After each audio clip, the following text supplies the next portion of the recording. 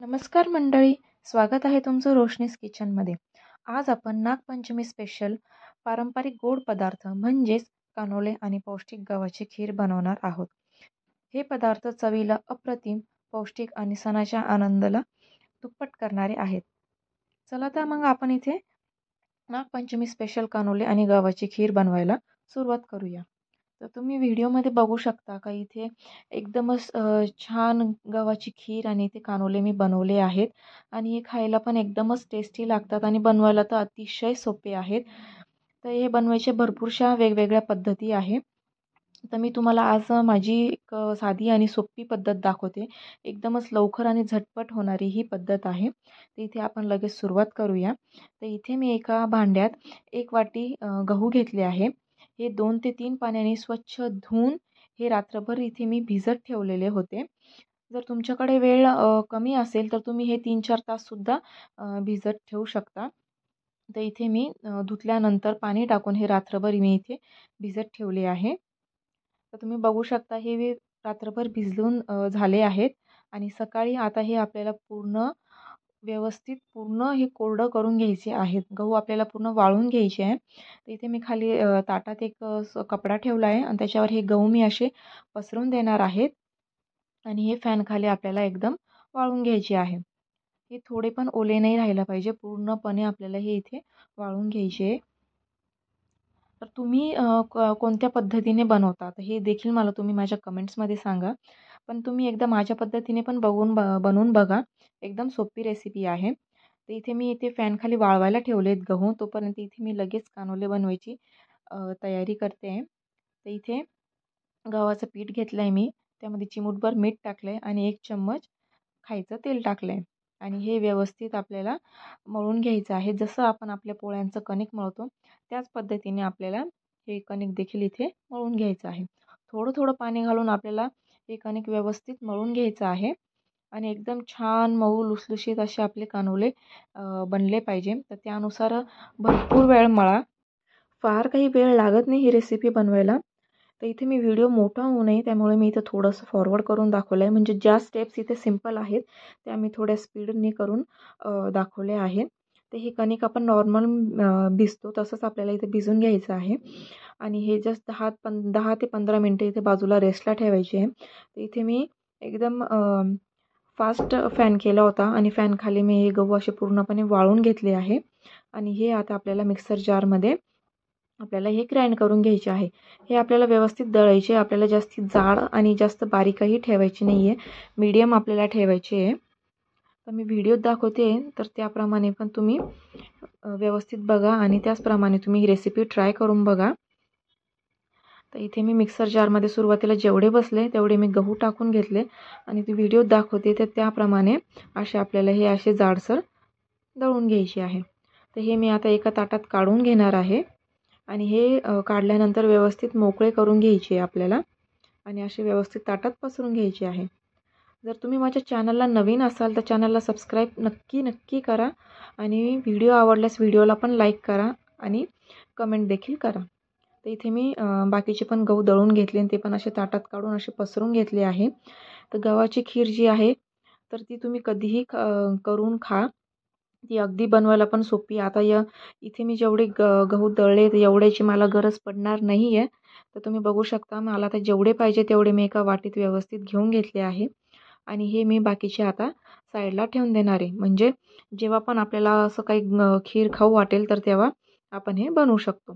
तर आता इथे मला जेवढे लागतं आहे मी तेवढेच घेतलं आहे, एक वाटीमध्ये भरून घेतलं आहे मी आणि आता मी ते कुकरमध्ये टाकते शिजायला। आणि जेवढं आपण ते दळलेले गहू घेतले ना त्याच्या 3 ते 4 पट आपल्याला पाणी घ्यायचं आहे। इथे पाण्याचे खूप भरपूर वापर लागणार आहे। तर इथं माझा ग्लास मोठा होता, म्हणजे मी मोठ्या साईजचा ग्लास असा 2 ग्लास मी इथे पाणी घेतलं आहे। तर जोपर्यंत आता इथे ते गहू शिजत आहे तोपर्यंत इथे मी ड्रायफ्रूट्स कट करून घेणार आहे। तर इथे जे ड्रायफ्रूट्स तुमच्याकडे अवेलेबल आहे ते तुम्ही घेऊ शकता। इथे मी काजू, बदाम आणि सुकं खोबरं घेतलं आहे। सुकं खोबऱ्याच्या ऐवजी जर ओलं खोबरं असेल तर वेल अँड गुड, ओलं खोबऱ्याची टेस्ट फार छान लागते।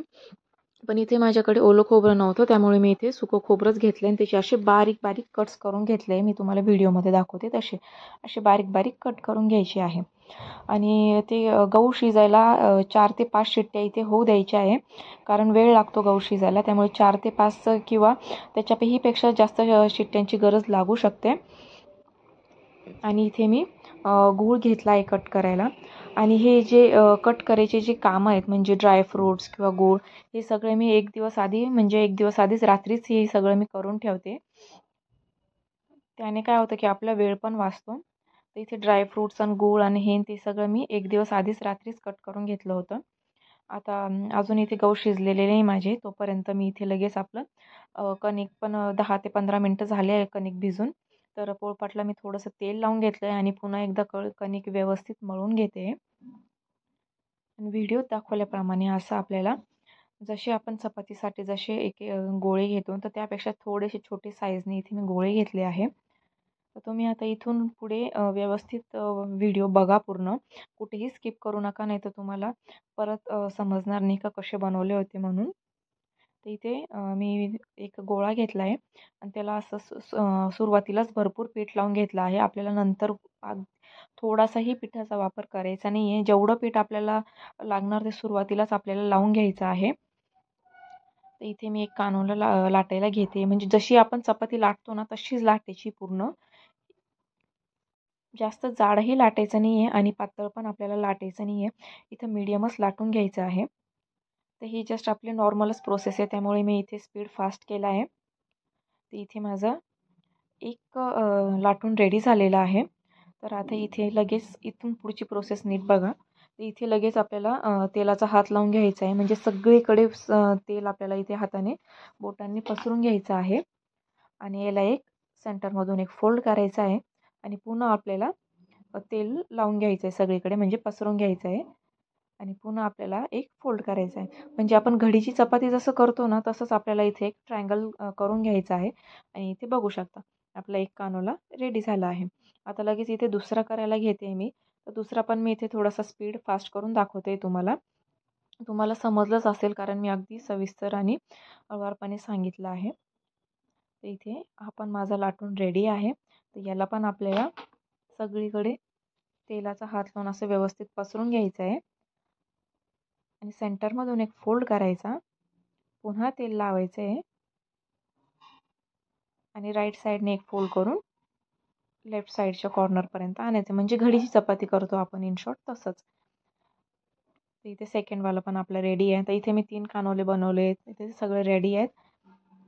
तर मी इथे ते असे बाजूला काढून घेतले आहे. आणि इथेच मी गॅसवर लगेच एका मोठ्या पातेल्यात पाणी ठेवलं आहे गरम करायला. त्या पाण्याला उकळ येऊस्तर इथे लगेच आपली पोह्यांची चाळणी आहे, त्याला मी तेलाचा हात लावून घेणार आहे. सगळीकडे तेल पसरून घेणार आहे आणि त्यामध्ये आपल्याला हे कानोले ठेवायचे आहे. तर इथे पाण्याला उकळ आली तर लगेच ही चाळणी मी त्या पातेल्यावर ठेवली आणि त्यामध्ये लगेच हे कानोले ठेवणार आहे.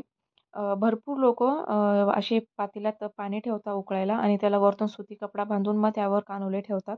तुम्ही तसे केले तरी चालेल, बट त्यापेक्षा ही प्रोसेस मला अगदी सिंपल वाटते. त्यामुळे तुम्ही पण असं ट्राय करून बघा. आणि वरतून लगेच झाकण ठेवून आपल्याला हे मीडियम गॅसवर एक 10 ते 15 मिनटं होऊ द्यायचे. तर इथे बघा, तर आपले गहू पण शिजून एकदम छान व्यवस्थित रेडी आहे. तर याला एकदा हाताने मिक्स करून घ्या आणि जो गूळ आपण कट केला होता तो या कुकरमध्ये घाला. आणि इथे मी गूळ आणि साखर दोघांचा थोडा थोडा वापर केला आहे. इथे मी गूळ टाकला आणि वरतून 3 ते 4 चम्मच साखर टाकली आहे. तुम्हाला हवा असेल तर तुम्ही इथे पूर्ण साखरेचा वापर करू शकता किंवा पूर्णपणे गुळाचा पण वापर करू शकता. इथे मी दोन्ही थोडं थोडं वापरलं आहे आणि ते इथं कुकरमध्ये टाकल्यानंतर व्यवस्थित मिक्स करून घेतलं आहे. तर इथे एक 15 मिनटं झाल्यानंतर मी हे लगेच कानोले उतरून घेतले खाली आणि त्याच गॅसवर मी हा कुकर ठेवणार आहे. बस एक 5 मिनटं आपल्याला फक्त हे मंद आचेवर हा कुकर ठेवायचा आहे गॅसवर. आणि म्हणजे फक्त आपला गूळ आणि साखर मेल्ट होईस्तोवर. तर इथे साईडलाच लगेच मी तडका पॅन घेतला आहे. त्याच्यामध्ये 1 चम्मच तूप टाकलं आहे आणि जे पण आपण ड्रायफ्रूट्स कट केले ते मी त्या तुपात टाकणार आहे. आणि इथे कुकरमध्ये मी अगदीसं चिमूटभर मीठ टाकलं आहे.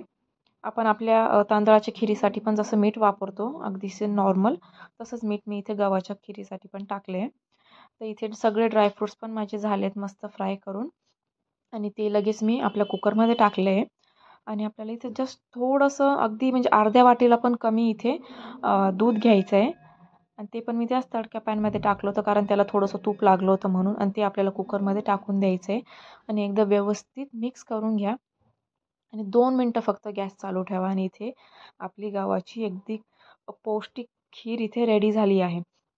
तुम्ही फक्त म्हणजे फक्त सणासुदीला नसून इतर दिवसही तुम्हाला कधी खाऊ वाटली तर ही खीर एकदम छान आणि एकदम झटपट बनणारी आहे. तर आता जे गहू आपण दळून ठेवले होते तर त्याची खीर मी कधी पण बनवू शकते. तर बघा इथे आपले कानोले आणि खीर रेडी आहे. तर किती म्हणजे छान दिसते आणि अगदी सोपी रेसिपी होती ही. तर तुम्हाला मी हे कानोले पण एकदा ओपन करून दाखवते. बघा हे कानोले कुठेच आपले चिटकले नाही आहेत. एकदम व्यवस्थित मोकळे पण झाले आहेत आणि बनवायला तर एकदमच सोपे होते. कारण ज्या लेडीज जॉब करतात किंवा मग सणासुदीला असं हे आपल्याला करावंसं वाटलं तर एकदम झटपट बनणारी ही रेसिपी आहे. तर रेसिपी कशी वाटली मला नक्की सांगा. व्हिडिओला लाईक करा अँड थँक्स फॉर वॉचिंग.